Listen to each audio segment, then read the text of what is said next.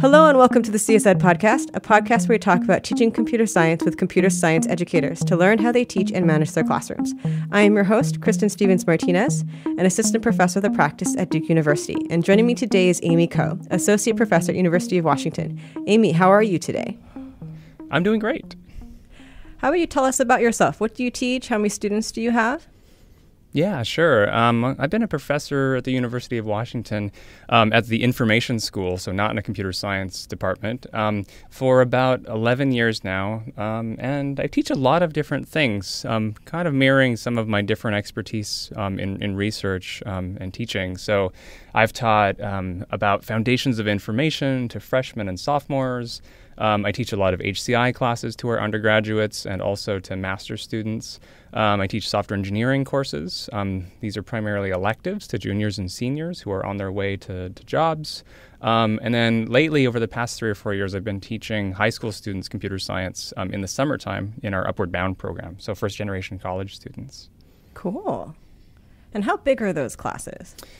They vary quite a bit. That freshman seminar course can be 200 students at a time, so a big team of 10 TAs and a lead PhD student TA and me, all the way down to the summer high school courses, which are often 15 students on campus, where they're coming from their various high schools in South Seattle and visiting campus. And then all of the ones in between are usually about 30 to 40 students, usually undergraduates. The master's courses are about that size too. All right, so I wanted to talk to you today about debugging because you have done a lot of work in debugging, and I'm really curious about how to help my students with debugging more, because I feel like on the forum post or my office hours, I often get this thing where the student comes to me and goes, something's wrong with my code, fix it for me. And I'm like, what's wrong? What have you tried? And the student's like, I don't know, fix it for me. And I'm like, there needs to be a more productive discussion here. And it's not quite clear to me how to go about doing that. So what are your debugging steps that you've been researching and have your students do? Yeah, I'll talk about the one that we taught to the high school students that we've been teaching in the summertime. This one was intended to really target students that had very little programming experience, no debugging skills, and it was also a heavily scaffolded strategy. So it starts off by basically saying, first write down what you think the problem is. And the reason for this is because oftentimes learners are looking at some program output and they think it's wrong, but they actually don't quite understand what the program output's behavior is or what the problem is. If they can't write down precisely what they want to be different about the output, they can't really debug it. So trying to be precise about this shouldn't print, right? This number should never appear, or this number is 6 and it should have been 5. Like getting that really precise description of the problem down first is key. Okay. I think I do that naturally, but that never occurred to me to make students articulate that. Yeah, and when they don't, what we found is that they often have really vague conceptions of what the faulty behavior is. They might say, it's not right, something's broken, right? But it turns out that behind that ambiguity, those vague statements, is that they don't even understand what the program was supposed to be doing. They don't understand the prompt that an assignment gave them, or if they were the ones envisioning the behavior of the program and trying to design their own behavior, they may not even have a really good understanding in their head of what behavior they want. And so the wrongness of some program output isn't always that well specified. And if you don't have that, you can't really debug something, right? You have to know exactly what you're trying to fix. So that's the first step. The second step, once somebody's figured that out, is really trying to enumerate possible explanations for what might be going wrong. And this is just the observation that one approach to debugging is to do it scientifically. Generate some hypotheses and test them. And by doing multiple hypotheses, it really helps learners brainstorm possible divergent reasons why the program might have gone wrong. Maybe it was that line of code you just edited. Maybe it was something that you wrote a while ago. Maybe it was an interaction between two things.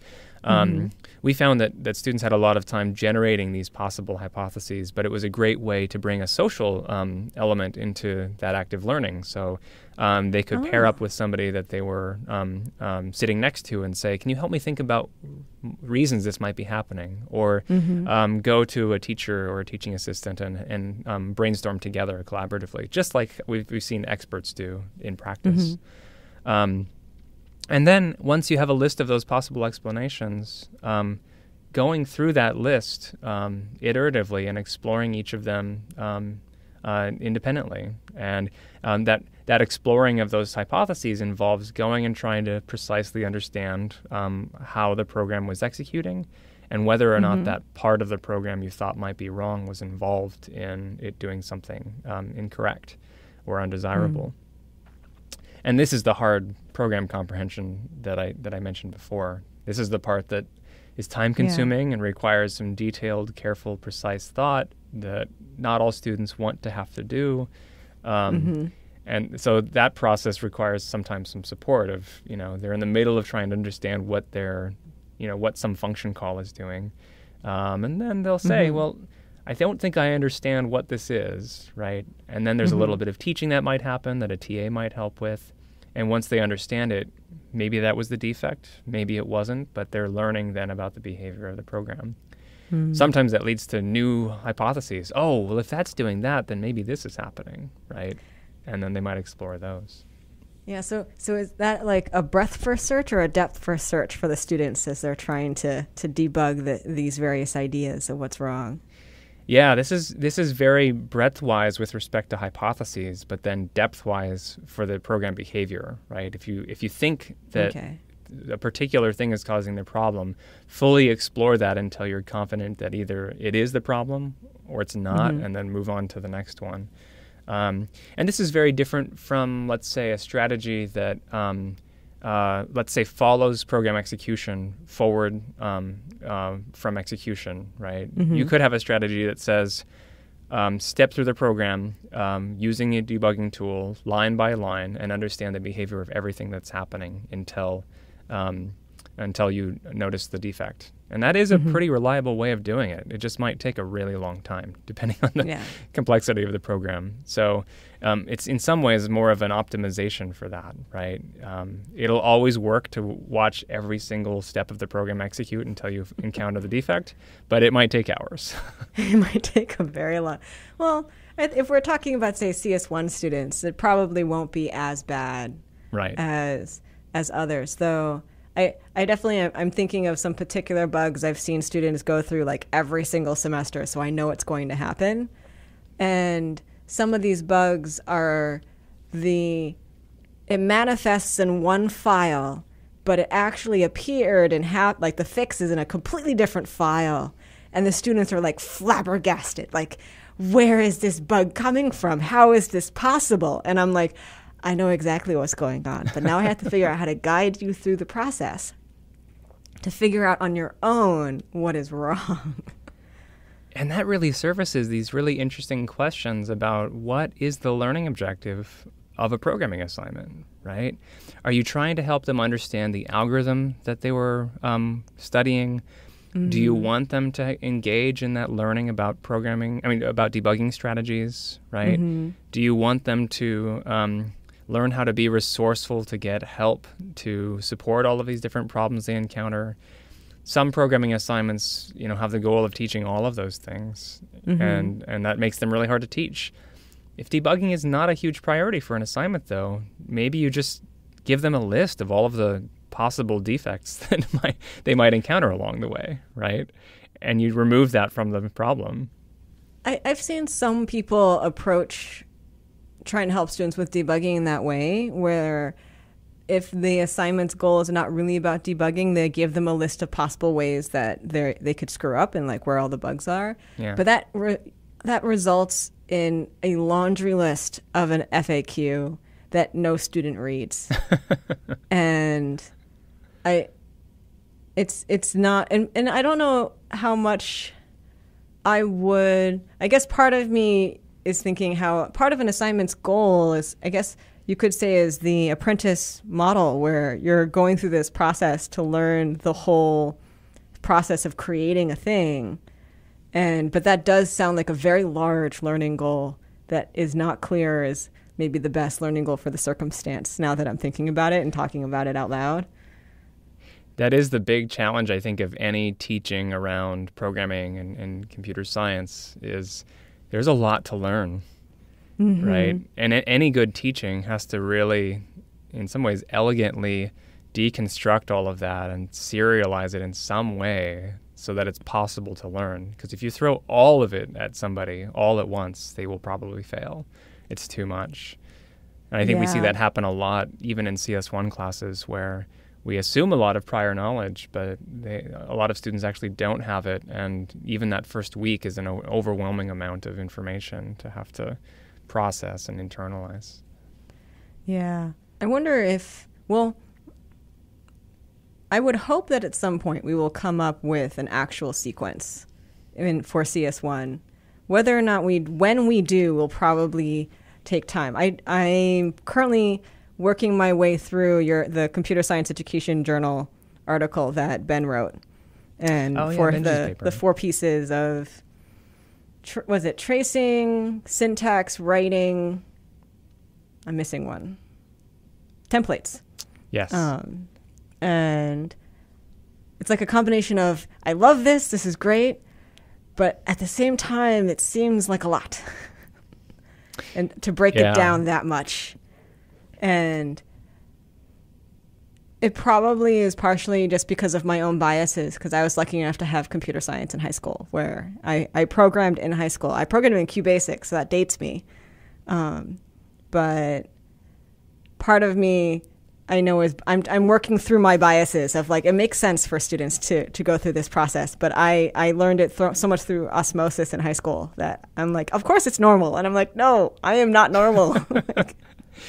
Should not think of myself as normal in this context. And that notion of osmosis, I think what osmosis usually means is that all of that learning happens somewhere, sometime, supported by something. We just don't often remember what it is. So like me, learning to program on my TI basic graphing calculator, right? Where did I learn the syntax of that basic language for that programming language? And I realized, after trying to go back to some of those memories, there was this instruction manual for the graphing calculator, and there were about 80 pages on the programming language. And it was basically a little textbook explaining to me the semantics of every little construct, every little control flow idea, right? Somebody sat down and wrote a textbook to teach it to me. And I read it over and over and over again until I understood what the program was doing.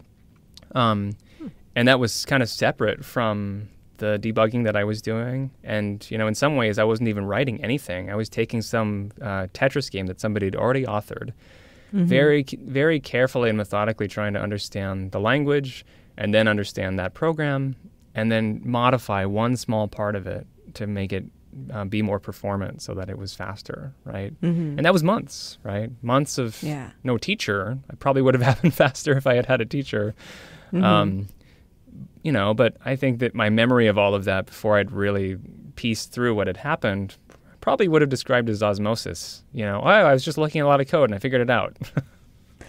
Yeah, and what's horrible about a statement like that, if you think about it, is students say those kinds of statements all the time, and they make those who are such novices feel so insecure. And so like, oh, everyone else has got it except me. I must be stupid. Yeah. And my heart goes out to those students so much. I think it also interacts a lot with, going back to the culture of computing, computer science, especially in higher education, is a place where people like to signal their intelligence, right? It's not a place where we say, I had a hard time with this. I worked really hard to get to this level of understanding. It's a place where people say, I figured it out because I'm smart. I'm clever. Look at this clever thing I did, right? Yeah. I try so hard to normalize, like, struggling and taking forever on something in my classroom. I think I'm partially succeeding. I don't know how well I'm succeeding, but from some of the anecdotes and some of the thank you notes I get, I feel like I'm succeeding. I succeeded with this student.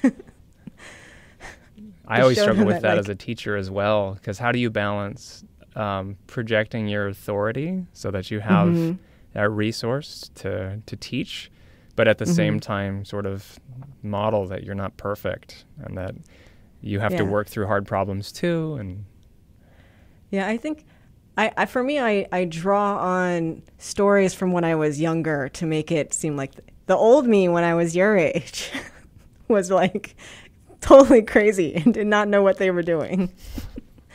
The current me knows totally what I'm doing most of the time. But yeah, it's one of those funny things where like you don't want to lose. I guess maybe a better way of putting it is you don't want to lose the respect from the student so that the student no longer believes that you can teach them what they need to learn. Right. They still have to believe in your knowledge. They still have to believe in your abilities as a teacher. But they also have to see that your abilities came from somewhere. So, to get back on track, considering the time, for your debugging steps, are there just 2 steps or are there more steps than that? So in that loop of exploring those different hypotheses and trying to localize, was this particular guess that you made a good explanation of what happened? If you find the defect, then inside that loop, it's about trying to identify what you can change about the program to prevent that behavior from happening while still preserving the behavior of everything else. And that's a hard task as well, right? That becomes a collaborative thing as well. How can you talk to classmates, to a teacher, but identifying what that patch is? And then we have this really fun thing outside that hypothesis testing loop at the end, which is what happens if you didn't find it, right? What happens if all of your hypotheses were wrong? What do you do next? And in some sense, there's a big outer loop, which is we'll go back to the beginning and try again, because there's probably an explanation out there, and maybe it has to do with you not quite understanding what the goal of the program is in the first place. Okay, so in some ways, yours is not. I don't know if I'd really call that a 3-step process. It's more kind of step 1, step 2, repeat step 2 until you run out of ideas. Step 3 is go back to step 1. Yeah, there's absolutely control flow in these strategies.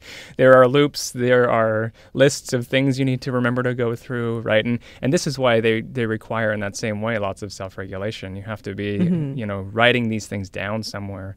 We'd actually worked on a tool to support that process, right? So the strategy's written down.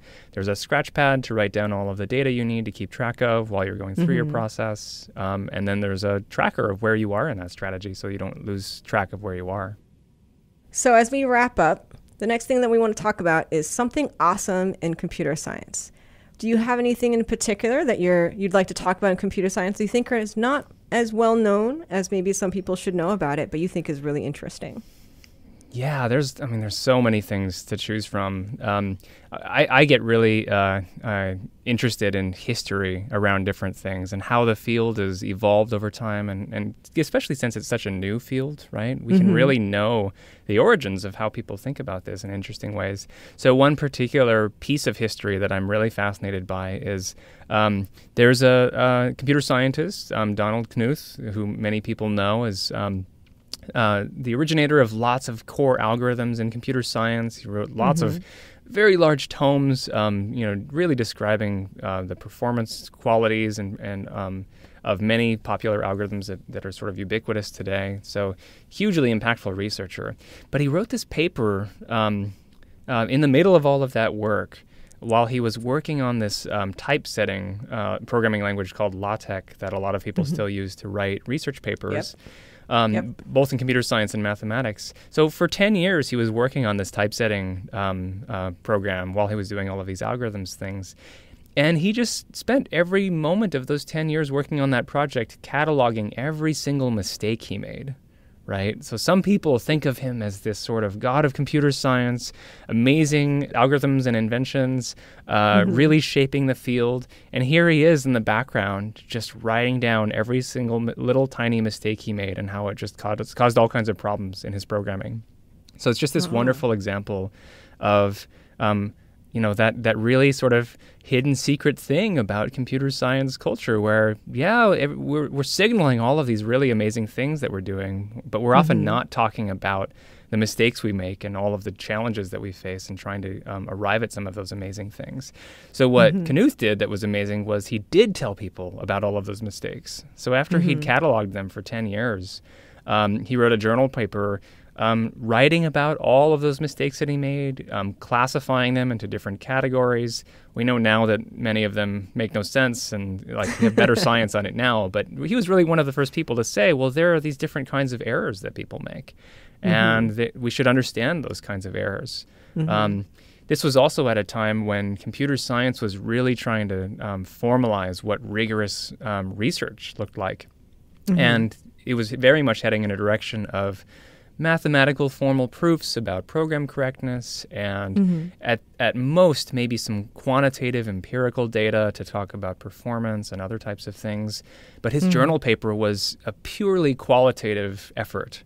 He was describing journal entries that he'd written for a decade, right? He was analyzing qualitatively what he wrote in those journal entries. He was coming up with categories about his behavior and his thinking, right? And this is a person who was doing mostly formal stuff, mathematical proofs of complexity for algorithms. So I find it just to be the most fascinating example of just how nuanced and sort of pluralistic computer science is at its heart. It's really both mathematical and social and cognitive. And one of the founders of the field embodied all of those things in that work. I think we should always remember those details and go back in that history to remember where we came from. Yeah, I love the idea of trying really hard not to appear perfect to people. Because I feel like we do that a little too much in our society right now, appearing perfect. And that puts pressure on everyone else to also be perfect. And we've gotten to the point where if you're not perfect, some people think that something's wrong with them. And that is a tragedy that I don't think is healthy on any level. And I feel like that's one part of our society that I wish would change. Yeah, and in our little corner of the world in computer science, when we're teaching it, we have a huge opportunity to do that, right? I think it's particularly challenging because programs and computers expect us to be perfect. They're sort of relentlessly unforgiving, of our mistakes. All right, so let's close out with our last segment, TLDL, too long, didn't listen.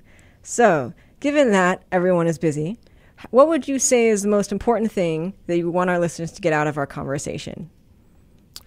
I think the really central idea is that debugging is a really primary skill. It is necessary from the first line of code that somebody writes all the way through them finishing a program that they think is correct.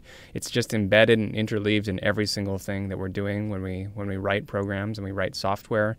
And therefore, we should probably teach it. When we don't teach it, students really struggle with it. And I think we're starting to discover some ways of teaching it more effectively. Some of those ways involve having step-by-step strategies that learners can follow, and then helping learners practice those strategies over time. And I'm hopeful that with some further research, we'll get a really strong sense of exactly how to do that, how to support that for students with diverse prior knowledge, but also students who are neurodiverse in lots of ways. So I think there's a lot of interesting challenges that teachers have to face now in classes, and that through some research, we'll be able to really support them in the next few years with further discovery.